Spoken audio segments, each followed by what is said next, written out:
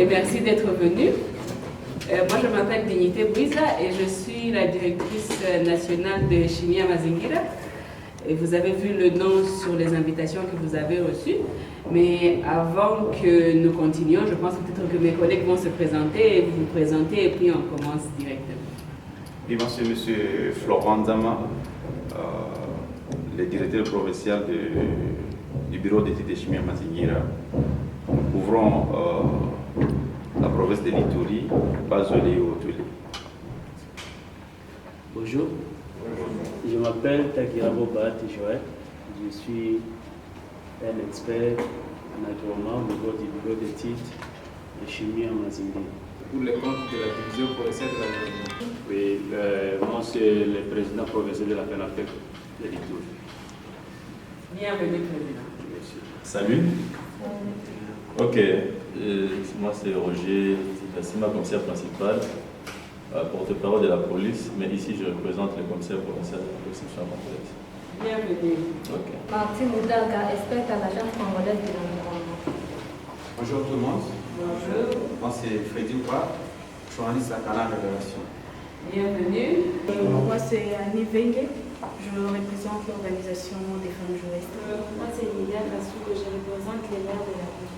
Bonjour, madame, bienvenue. Moi, c'est Wisengo Elojo Mama. Je suis chef du bureau technique et gestion participative du Fonds forestier national de province de l'Ituri. Bienvenue. Jean-Paul Romain, chef du bureau chargé de la gestion du Fonds forestier national de province de l'Ituri. Bienvenue. Bonjour à tous. Bonjour. C'est Eissa Nanga, je suis le directeur provincial de l'ACI, Agence congolaise de la ville. Merci et bienvenue. Pour laquelle nous vous avons invité, elle était mentionnée sur l'invitation que vous avez reçue, c'est que nos experts, et M. Joël expliquera tout à l'heure très brièvement, ont rédigé un rapport sur l'état de l'environnement dans la province de l'Ituri au 30 mars 2020. La raison pour laquelle vous avez été invités, c'est parce que vous tous et tous ceux qui ont été invités êtes cités d'une manière directe ou indirecte dans ce rapport pour votre contribution ou manque de contribution à l'état actuel de l'environnement. Je vais laisser le manager dire un mot ou peut-être laisser l'expert résumer très rapidement le rapport en question. Et puis, on pourra passer aux questions.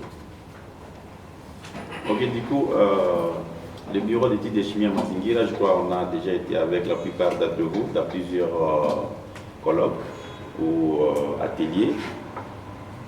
La chimie à Mazingira est née le 19 avril 2019, donc nous sommes pratiquement une année et quelques jours de l'anniversaire de notre installation ici, du bureau d'études de chimie à Mazingira. C'est un bureau qui est spécialisé à l'évaluation des études d'impact environnemental et social. Donc, tout ce qui est études d'impact environnemental et social, nous sommes un bureau spécialisé avec des experts internationaux. Je crois les jours de l'ouverture, vous avez eu à voir le professeur Koch qui était venu de la Belgique. Nous avons des experts nationaux et des experts locaux. Voilà un atout avec lequel nous fonctionnons pour mener nos études. Et nous avons dit, après la sensibilisation, après avoir, n'est-ce pas, fait une sensibilisation sur l'importance des études environnementales et sociales, après avoir fait connaître aussi nos bureaux aux différentes structures, nous avons, à la date de l'anniversaire de notre structure en Ituri, nous avons voulu vous présenter ces rapports. C'est pour dire que le bureau d'études est fonctionnel. Il n'attend pas seulement les marchés, mais il fait aussi, n'est-ce pas, des études avec des fonds propres. Et l'expert Joël Takirabo va nous donner brièvement, n'est-ce pas, la quintessence de cette étude qui a été faite ici au niveau de la ville de Bouni. Merci. chers invités, bonjour. Nous sommes très contents d'échanger avec vous aujourd'hui sur les rapports que le Bureau d'études des parcs environnementaux et social de Chimie à Mazingira a pu faire pendant une longue période. C'est un travail qui est scientifique, qui a été fait par des hommes de la science, mais aussi certains parmi vous. C'est pourquoi nous avons, comme la directrice l'a dit, nous avons eu à échanger, nous avons eu à visiter, à travailler avec certaines organisations, certains opérateurs économiques, mais aussi certains services étatiques de la place pour avoir une idée sur l'état de l'environnement au niveau de la ville de Bunia, mais aussi au niveau de la province de l'Ituri. C'est là où je m'avais dit que le Bureau d'études des parcs environnementaux et social de Chimie à Mazingira a plusieurs objectifs. Il y a la mise en conformité pour les sociétés qui interviennent au niveau de la province orientale, au niveau de la province de l'Ituri, excusez-moi. Et le Bureau d'études de Chimie à Mazingira peut arriver à mener que ces sociétés-là soient en mesure à être en conformité sur le plan environnemental. Mais il y a aussi la question de mener des études d'évaluation environnementale dans le sens d'amener à ce qu'il y ait un changement positif au niveau des interventions de toute la population que nous avons chez nous dans le sens de la protection de l'environnement. C'est là où il nous a été utile d'effectuer des études sur terrain pour arriver à produire un rapport qui est là. Le constat fait tout au début, c'est qu'en République démocratique du Congo, il y a plusieurs opinions par rapport à la problématique environnementale. Il y a de ceux-là qui pensent que l'environnement, il y a de ceux-là qui n'ont aucune connaissance en matière de l'environnement. Ça veut dire qu'ils restent, ils travaillent, ils font des actions au niveau de l'environnement sans avoir vraiment de la maîtrise de ce qui se passe au niveau de l'environnement. Donc il y a de cette catégorie-là, de ceux-là, de ces gens-là, de ces populations qui n'ont pas de connaissances en matière de l'environnement. Et à deuxième position, nous avons fait le constat au niveau général de la République démocratique du Congo, c'est qu'il y a de ceux-là qui pensent que le problème environnement, la problématique environnementale n'est pas du tout d'urgence pour ce que nous avons actuellement comme préoccupation. Ils pensent que le problème environnemental, la question environnementale peut être résolue après, mais pour le moment, il y a des urgences qu'on peut déjà voir dans quelle mesure résoudre. Donc, le problème environnemental, c'est un problème auxiliaire qui n'est pas d'actualité. Donc, à ce niveau-là, au fur et à mesure qu'il y a des maisons qui sont construites, mais il y a également la végétation qui est en train d'être détruite. La végétation qu'on avait au niveau des périphériques de la ville de Bunia, cette végétation commence déjà à reculer. Et vous comprendrez avec moi si vous allez dans ces nouveaux quartiers que je venais à peine de citer, vous trouverez qu'il y a un problème, il y a de plus en plus, les arbres sont coupés parce qu'on va installer des maisons. Mais il y a aussi le problème des déchets que nous avons chez nous. Il suffit d'aller en ville, vous allez voir qu'il y a des déchets partout. Et c'est un problème très sérieux qui joue un rôle négatif au niveau de l'environnement. Ça détruit l'environnement, ça détruit le sol. Le fait que les déchets, il n'y a pas vraiment un système de gestion au niveau municipal, et ces déchets-là sont déposés par-ci, par-là en ville de Bunia. Il y a par exemple des déchets, vous allez au niveau des marchés, vous allez au niveau des cours d'eau, Nyamukawa, ce sont des cours d'eau très importants. Nyamukawa Ngezi, ces cours d'eau sont utilisés par la population pour la lessive, pour les bains, même pour la boisson, pour la préparation domestique de nourriture.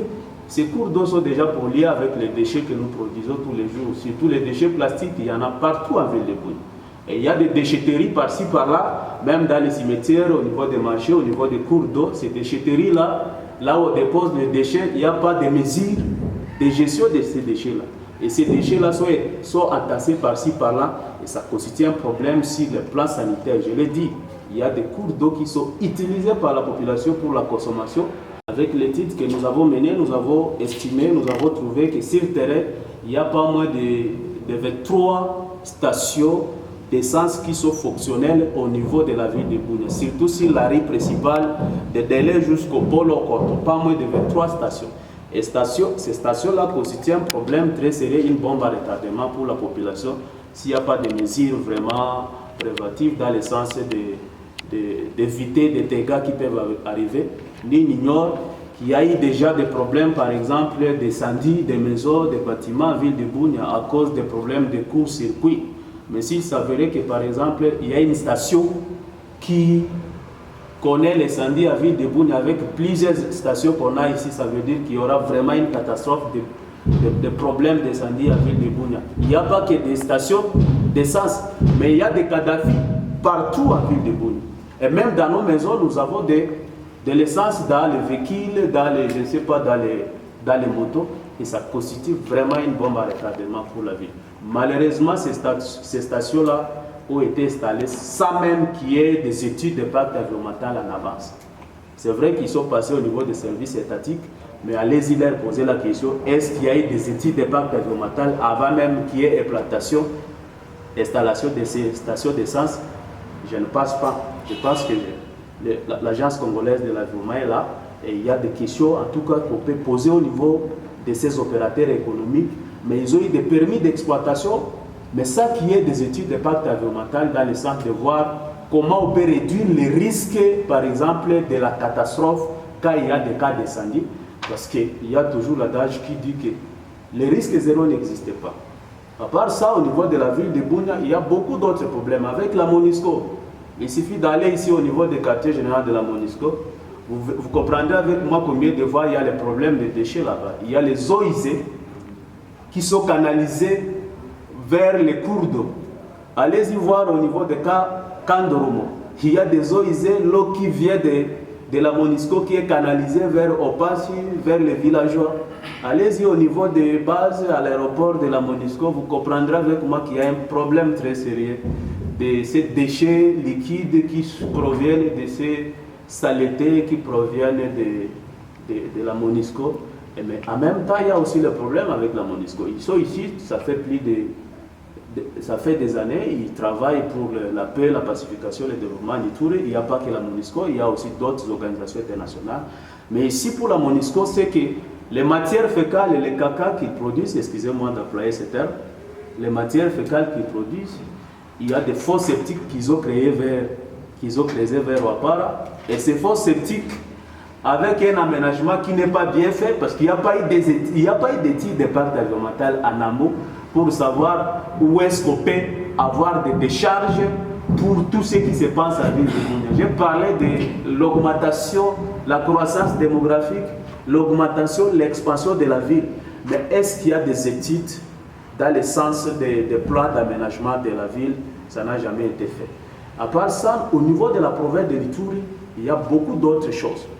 Il y a des problèmes d'exploitation minière. Et quand vous allez lire ce travail, ce rapport, vous comprendrez qu'on a fait un état des lieux de la problématique environnementale au niveau de la province de l'Ituri. Nous avons les problèmes d'exploitation minière qui a de l'impact négatif sur le cours d'eau que nous avons chez nous.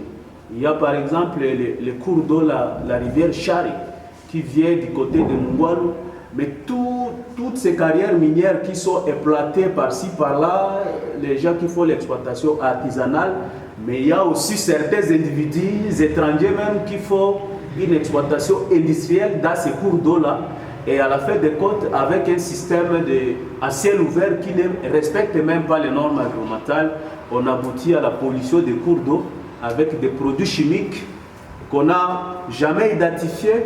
Mais à ce niveau-là, le fait qu'il y a la pollution de l'eau, mais il n'y a pas des études dans le sens de voir qu'est-ce qui se passe sur le terrain et comment on peut arriver à résoudre ces problèmes. J'ai parlé de l'exploitation minière. Et dans le travail, on a fait le constat dans les rapports, c'est que l'exploitation minière se fait presque sur toute l'étendue de la province. Il y a l'exploitation minière dans le territoire de Ndjougou, il y a la Sokimo avec sa grande possession qui est là.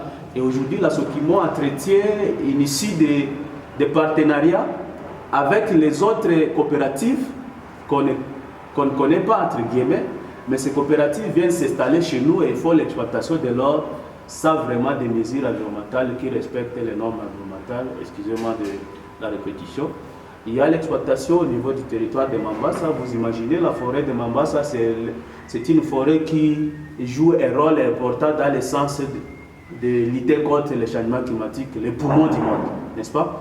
Et cette forêt-là, aujourd'hui, avec l'exploitation minière, l'exploitation de l'or, il y a un problème, il y a la dégradation de la forêt, il y a le recul. La forêt est en train de reculer à cause des carrières minières qui sont installées au niveau de la forêt avec les Chinois, avec tous ces gens qui font l'exploitation là-bas. Il y a aussi le problème de l'exploitation des bois d'œuvre dans les territoires de Mambasa et même à Iromo. Malheureusement, ces bois d'œuvre ont souvent tendance à aller vers le Nord Kivu, aller alimenter, aller approvisionner l'Occident et ainsi de suite. Il y a le cas par exemple de l'ENERA qui fait l'exploitation de bois d'œuvre à Mambasa, mais ces bois-là alimentent plus la consommation étrangère qu'à la consommation locale.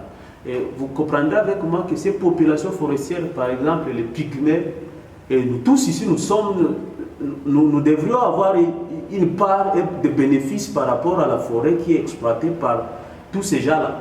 Mais à la fin de compte, vous verrez que ces populations restent de plus en plus pauvres. On ne gagne presque rien de tout ce qui se passe avec l'exploitation de nos ressources naturelles.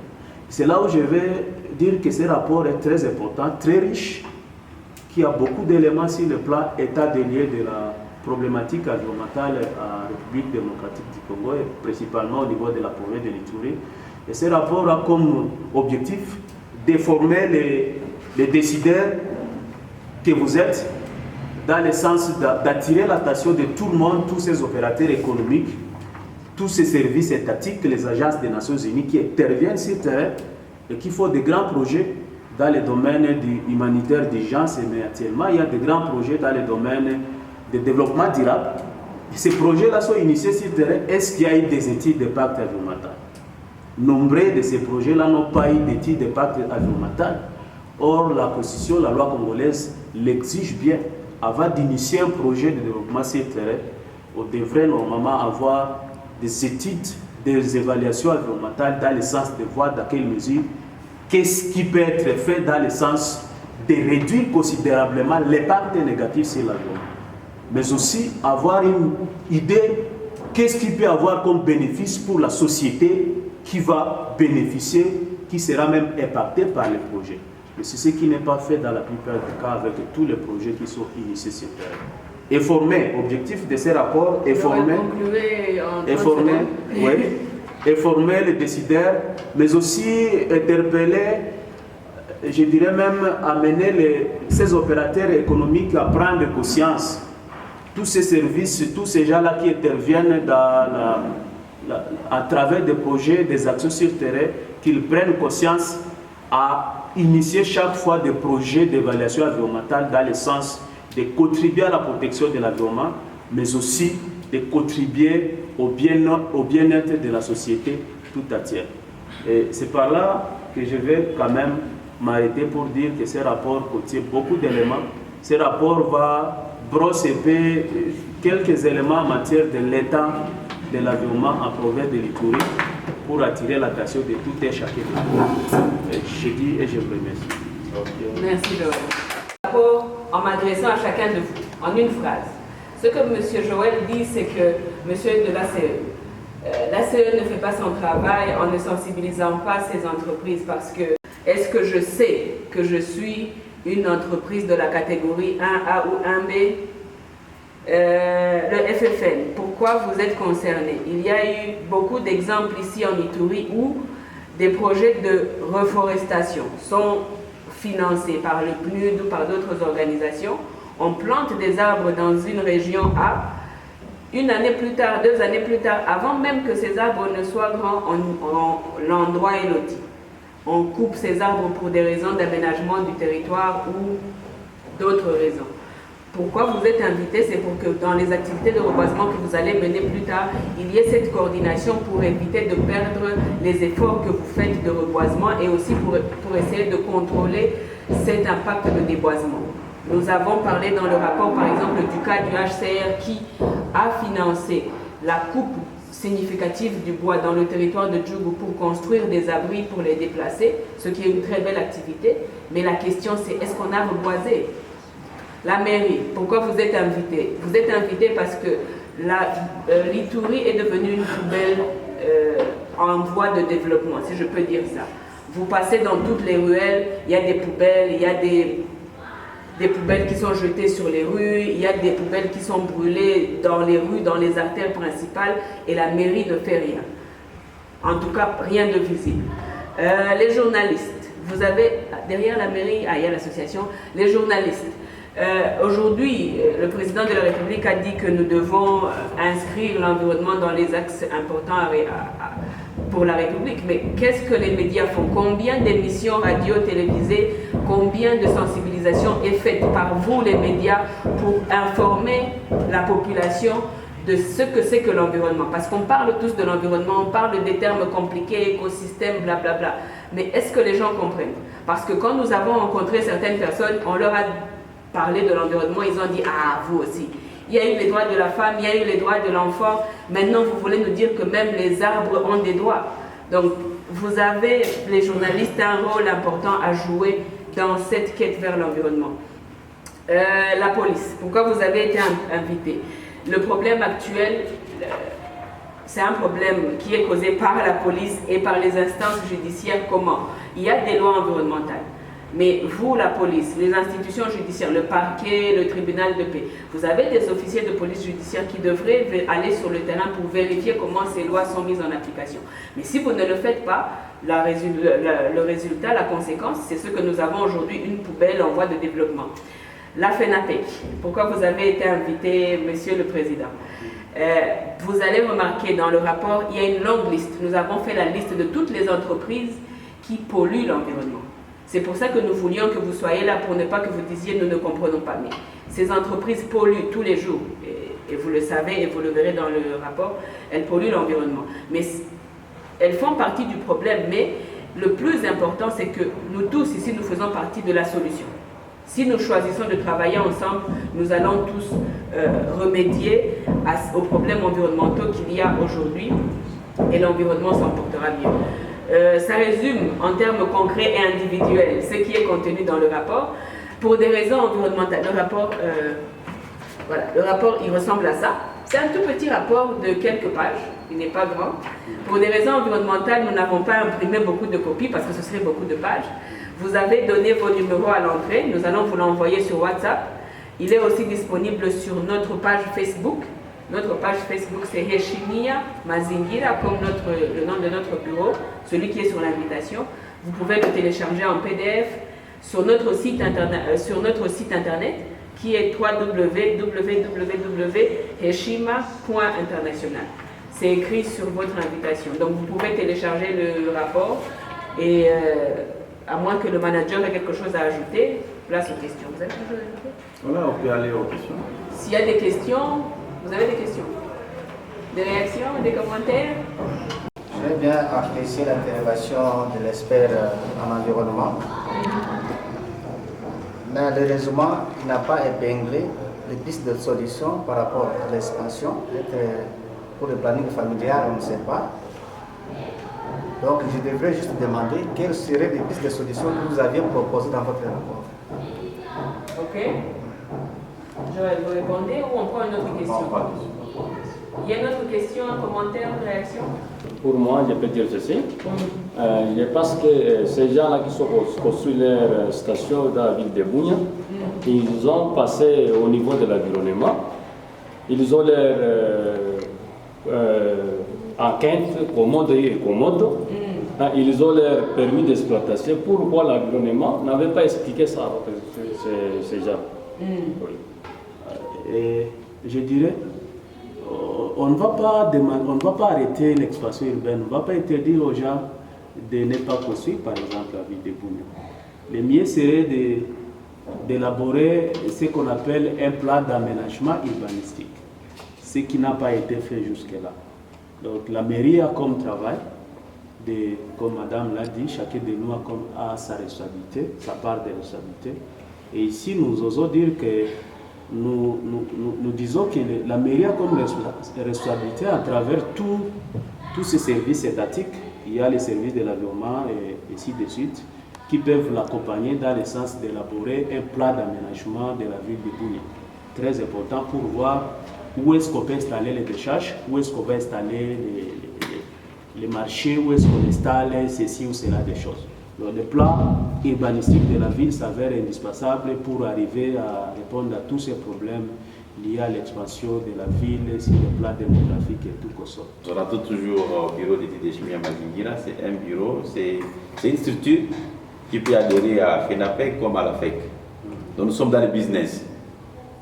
Ok? Et si la mairie demande un service, en fait, là c'est un appel à proposition pour, n'est-ce pas, les soumissionnaires qui peuvent élaborer des études, nous serons parmi les soumissionnaires. Ou si la mairie vient demander notre expertise, nous allons présenter, n'est-ce pas, nos coûts pour lui présenter un plan d'aménagement de la ville de Bunia. Par exemple, nous disons, vous voyez, il y a des entrepôts qui poussent dans la ville de Bunia. On devrait avoir des quartiers industriels. Vous allez trouver à la police des frontières, vous trouvez là où on fabrique des vins locaux. On trouve là où il y a des minoteries, des productions de kaunga, des machins, tout ça, dans les maisons, dans les quartiers. Cela devait être orienté dans un quartier industriel ou semi-industriel. On devait avoir tel quartier, ça c'est les quartiers résidentiels. Voilà. Donc nous sommes là pour cela. Et je crois que vous-même, de votre côté, si vous avez des difficultés peut-être pour organiser vos services, présenter des plans certifiés, vous venez vers nous, on discute de coûts et puis voilà, nous vous donnons notre expertise. Voilà, pour résumer ce qu'ils ont dit les deux à Panorama, les recommandations, nous avons dans le rapport fait des recommandations claires et dirigées à chacun. Donc, recommandation au FFN, elle est clairement établie. Donc, nous avons listé les recommandations claires et faisables directement pour chacun. Pour tous ceux qui ont été cités, pour tous ceux qui ont été cités dans le rapport. Pour ce qui est de la question du président de la FENAPEC, nous ne sommes pas un bureau de l'État, nous sommes une entreprise, comme l'a dit le manager. D'ailleurs, nous allons nous inscrire chez vous quand le manager en aura décidé. Et donc, pour ce qui est des questions environnementales, pourquoi le bureau de l'environnement n'a pas informé, nous n'allons pas répondre à leur place, mais nous, ce que nous avons fait dans ce rapport, c'est vous rappeler à tous quel est votre rôle et qu'est-ce qui devait être fait. Ce qui a été fait, ce qui n'a pas été fait, ce n'est pas ça le plus important. C'est dire, ok, la situation aujourd'hui, c'est celle-ci, qu'est-ce que nous faisons pour aller de l'avant? C'est ça en bref. Ça va. S'il y a un commentaire, une question? D'abord, je commence par féliciter l'initiative. Le travail est fait parce qu'il ne suffit pas seulement de crier sans soubassement, de dénoncer les choses sans soubassement. Celle que vous avez faite, vous venez de le faire, c'est quand même important. Nous les félicitons.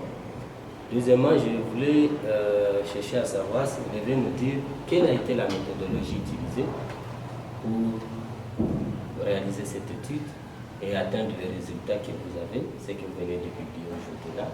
On devait comprendre tous qu'on est présent là, comment vous êtes pris pour réaliser cela. C'est important. Mais aussi, je voulais revenir sur un aspect pour dire que l'Agence congolaise de l'environnement, d'abord, de manière générale, les services d'environnement. Je vais peut-être éclairer l'opinion qu'auparavant, il n'y avait qu'un seul service ici en province de l'Ituri, comme tout ailleurs, où c'était la coordination provinciale de l'environnement. Alors, aujourd'hui, quand quelqu'un lui parle de l'environnement, il fait directement allusion à la coordination. Ça, c'est pas grave, c'est normal, parce qu'avant, il n'y avait que la coordination provinciale de l'environnement qui gérait plusieurs aspects. Mais aujourd'hui, avec des réformes que notre pays est en train de subir, en train d'être réalisées dans notre pays, on a scindé un peu les actions au sein de la coordination de l'environnement, qui a donné lieu à d'autres services techniques au sein du ministère de l'Environnement. Nous avons l'Agence congolaise de l'environnement qui s'occupe rien que de la prévention et atténuation des risques environnementaux et sociaux de manière générale, au travers l'instruction des études environnementales et sociales de manière générale. Nous avons le Fonds forestier national qui est là juste pour des questions spécifiques liées au reboisement et de voir comment financer ces reboisements-là, de manière très spécifique. Et dernièrement, le président de la République a mis en place une autre agence qui est la transition écologique, qui dans les jours à venir pourrait aussi être implantée ici chez nous. Donc chacun de ces services a des missions spécifiques à réaliser, d'où on ne doit pas porter des confusions. Nous, de l'ACE, nous ne sommes pas un service d'assiette. Nous travaillons en amont de tous les projets et que la coordination, l'FFN, vient travailler en aval. La question du président de FENAPREP porte un peu de confiance, c'est normal. Avant, l'ACE peut-être n'était pas encore implanté ici, c'était encore à Kinshasa, mais aussi l'ACE vient d'être créé, c'est depuis 2014, au travers du décret 14/030 du 18 novembre 2014, fixant le statut d'un établissement public à caractère technique et scientifique dénommé Agence congolaise de l'environnement. C'est à l'issue de ces décrets que l'Agence congolaise de l'environnement est née et avoir le statut d'un établissement public de l'État. Parce qu'avant, en 2004, il y avait un organe qui intervenait dans l'évaluation environnementale et sociale. Et en 2006, il y avait le groupe d'études environnementales, un groupe d'évaluation des études environnementales et sociales au Congo, le GEC. Et en 2014, c'est ça, nous avons une institution qui est là. Alors, le processus de son installation, de son implantation sur l'ensemble de la République, ça a un peu pris un peu de retard, ce qui fait que il y a eu peut-être des activités qui ont été implantées avant que l'on soit là, et que si on devait aller chez la coordination devait faire ce qu'il est appelé à faire, ce qui faisait des enquêtes, qu'il avait fait. Mais aujourd'hui, là c'est là depuis mai 2018, l'ACE a été implanté dans la ville de Bunia. Et la direction provinciale de l'ACE, depuis qu'elle a été implantée, madame, je vous dirais qu'elle a été de sensibiliser les gens. Quelque part, vous avez dit dans votre rapport, elle ne fait rien pour sensibiliser les gens, pour informer les gens. J'ai dit que non, nous sommes dans l'œuvre. Et il y a toujours une stratégie d'action. Quand la direction a été implantée en Ituri, la première des choses, c'était aller dans le sens de sensibilisation, vulgarisation des textes et des lois qui existent, avec lesquelles nous travaillons, devaient vulgariser, devaient sensibiliser les gens. Les gens de FENAPEC sont informés. Malheureusement, ils ne sont pas conscients de dire que voilà, nous savons ce qu'on nous parle. Malheureusement, pour eux, ils disent, vous êtes venus nous tracasser de multiplicité de taxes et tout comme ça. C'est ça un peu ce que disent les opérateurs économiques de manière générale. Mais néanmoins, ils sont informés, ils savent déjà que l'ACE existe. Et l'ACE, qu'est-ce qu'il est appelé à faire? Avant de faire une activité X, il faut réaliser une évaluation d'études d'impact environnemental et social et obtenir un certificat environnemental. Ça, ils le savent. Et en plus de ça, si vous étiez déjà en œuvre avant l'institution de l'agence, il y a une loi qui dit que les gens devaient faire la mise en conformité environnementale. Mais on avait donné aussi 2 ans pour le faire. En principe, les 2 ans étaient déjà épuisés. Alors, dans notre cas ici, en Ituri, depuis qu'on est là, on est en train d'informer les gens.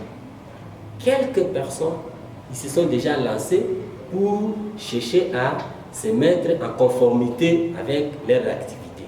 Mais il y en a de ceux-là qui pensent que ça c'est un problème XY qui ne les concerne pas.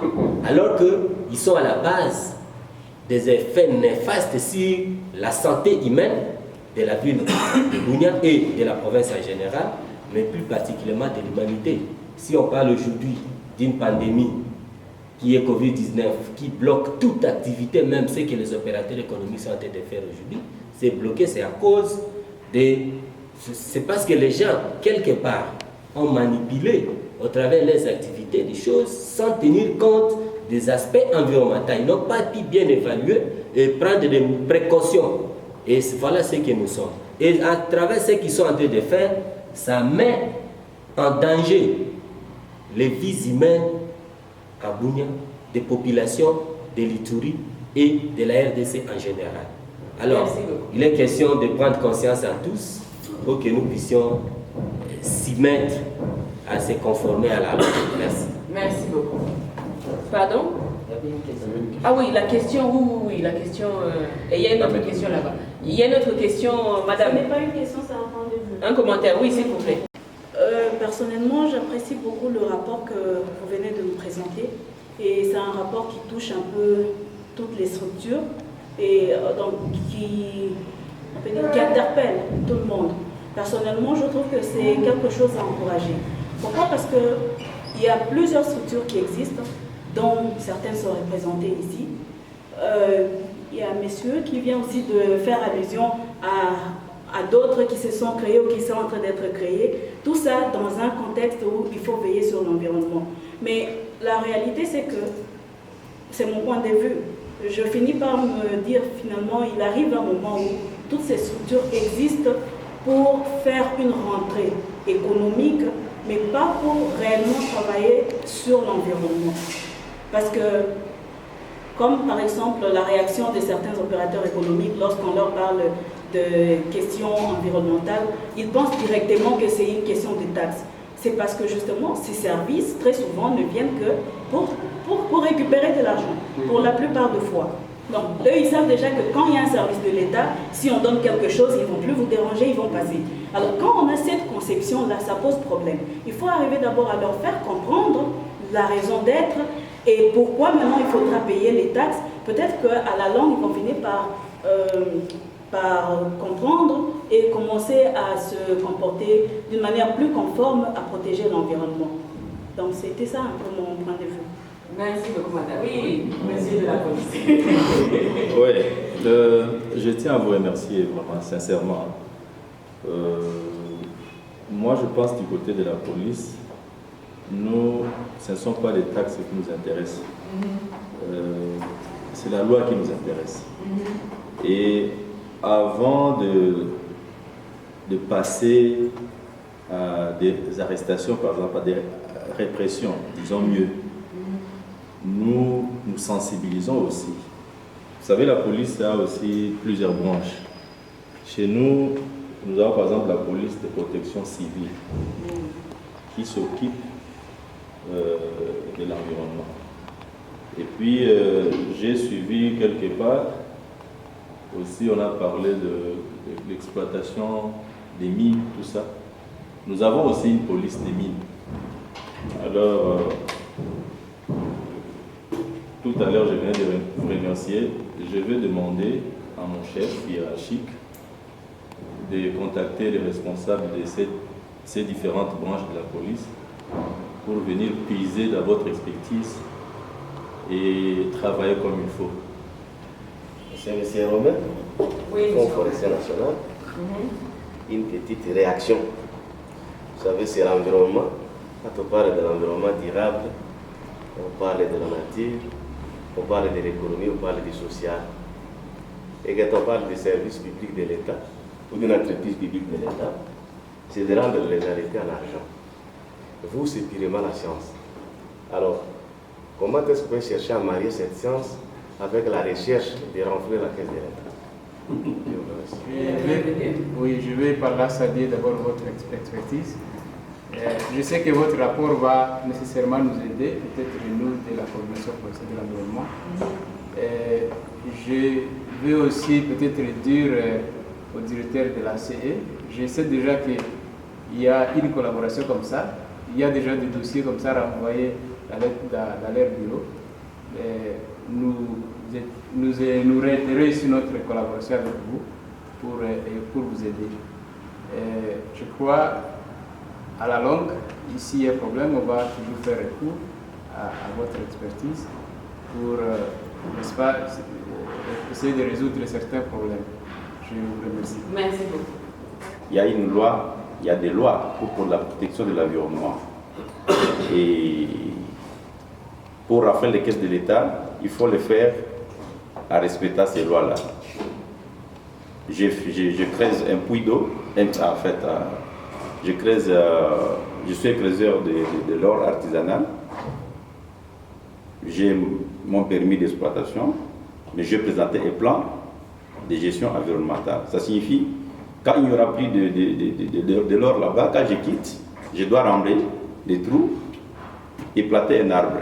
Pour que demain, pour éviter ce qui est arrivé la fois dernière, quelqu'un tombe dedans et puis puisse mourir.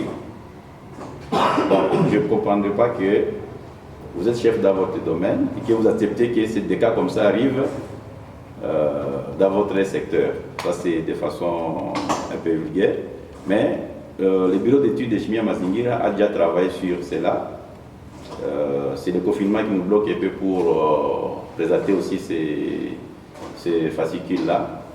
Nous avons répertorié, n'est-ce pas, les lois par rapport à l'environnement et aussi démontrer quels sont les crimes. Quand j'ai fait ça, il peut y avoir ça. C'est un fascicule de ce genre. C'est bloqué à l'Ouganda. Dès que les frontières seront libérées, je crois qu'on va vous les disponibiliser. Et voilà. Ça, c'est un exemplaire, mais ça, ce n'est pas encore préfacé. La version préfacée, ça arrive. Et avec ça, je pense que si nous respectons l'environnement, prenons actuellement, on creuse des puits partout. Chaque parcelle, il faut qu'on a Mayam. Chacun dans sa parcelle, il devait être autonome parce que la régie des eaux n'arrive pas à desservir tout le monde. Mais la nappe d'eau, est-ce qu'on est en train de réfléchir dessus? Pourquoi Bunia et Bunia ici aujourd'hui, Hik and Lung? Pourquoi? Parce que Bunia devait être à Irumu. Mais l'homme blanc, il a fait des études. Il a trouvé qu'à Irumu, il n'y avait pas d'eau. C'est comme ça qu'on avait délocalisé Irumu, Bunia. Voilà un peu de façon ramassée. Joël, la méthodologie est en clôture. Allez-y. Méthodologie, en une seconde. En une seconde, c'est que nous avons eu comme méthodologie, nous avons utilisé la documentation. Nous avons consulté, il y a des rapports de services étatiques, par exemple la liste des installations classées catégorie A, 1A, et ainsi de suite. Nous avons eu des consultations au niveau des services étatiques, donc la documentation. Il y a aussi des enquêtes sur terrain. Nous avons enquêté certaines personnes qu'on a trouvées sur terrain. Nous avons aussi fait des constatations de terrain à travers des observations. C'est pourquoi dans les rapports, vous trouverez qu'il y a des images de constatation de terrain. Merci. Voilà. Merci beaucoup à tous. Notre bureau est ouvert tous les jours de 9h à 16h. Si vous avez des questions, des commentaires, vous serez les bienvenus. Et nous reverrons nécessairement bientôt, comme a dit le manager, pour la distribution ou la mise sur le marché de nos petits fascicules qui contribuent à résumer ces lois-là. Ce sera aussi utile pour la police, un petit dictionnaire des infractions environnementales. Parce qu'avec ça, vos OPJ peuvent simplement lire qu'est-ce qu'il y a, qu'est-ce qu'il faut. Mais il y a aussi un guide pour la FEC et la FENAPEC pour que vous, en tant qu'hommes et femmes d'affaires, vous dites, OK, qu'est-ce qu'on fait? Le guide vous montre étape 1, 2, 3, 4, vous faites ça comme ça, vous respectez l'environnement et vous êtes... vous n'avez plus de difficultés ou de problèmes. Merci beaucoup. Il y avait une réaction, madame? Clôturée. La fois prochaine, vous m'avez donné une idée. Oui. Parce qu'en réfléchissant sur ce que vous avez fait, d'abord le nombre ici était suffisant. Maintenant, avec confinement. Oui, je comprends. Prochainement, nous allons réfléchir avec vous comment, qui appeler, parce que nous sommes toujours sur le terrain avec ces gens-là. Nous savons qui bloque, qui empêche que les opérateurs économiques soient en contact avec les autorités. C'est le président, il est là, il a compris. Nous savons qui sont des gens qui nous bloquent et qui conseillent d'autres opérateurs économiques à ne pas réaliser les études ou venir auprès de nous. Maintenant, avec ce que vous avez fait, dire les nombres la fois prochaine, nous allons améliorer et vous donner encore des idées puis d'encore avancer. Vraiment, c'est capital pour nous de lancer avec ça. Je vous dis merci. Merci madame. Mais le président de la FENAPEC a compris. Si vous permettez, on prend une photo à l'extérieur et puis on se sépare. On retourne dans le confinement. Merci beaucoup. Il y a des dépliants aussi. Vous pouvez récupérer un dépliant en sortant ici. Voilà.